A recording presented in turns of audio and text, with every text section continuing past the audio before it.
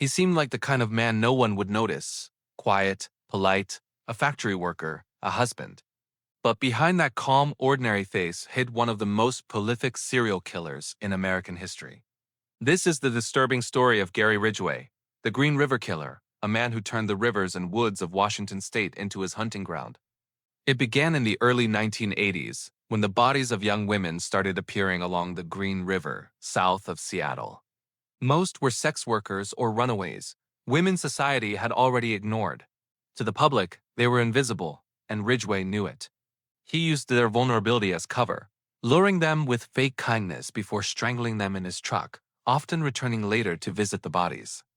As the death toll rose, panic spread. Dozens of victims. No clues, no suspect. Police launched one of the largest investigations in U.S. history, but Ridgway stayed one step ahead, blending into the very community, helping to search for his victims. By day, he worked at a truck factory. By night, he hunted methodically, compulsively, without remorse.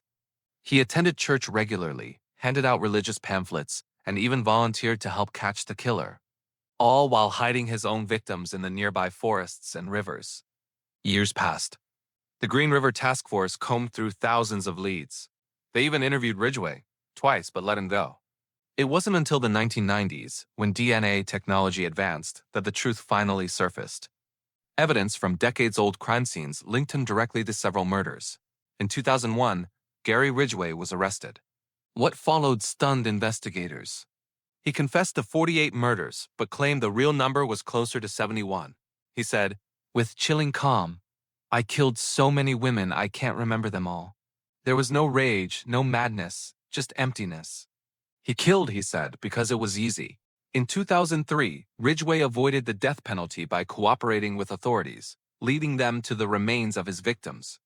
He was sentenced to life in prison without parole, where he still sits today.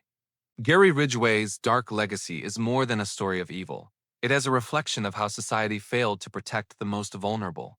His victims weren't faceless statistics. They were daughters, sisters, women with lives and dreams that were erased and forgotten. He didn't just murder. He preyed on indifference, using the silence of the world as his shield.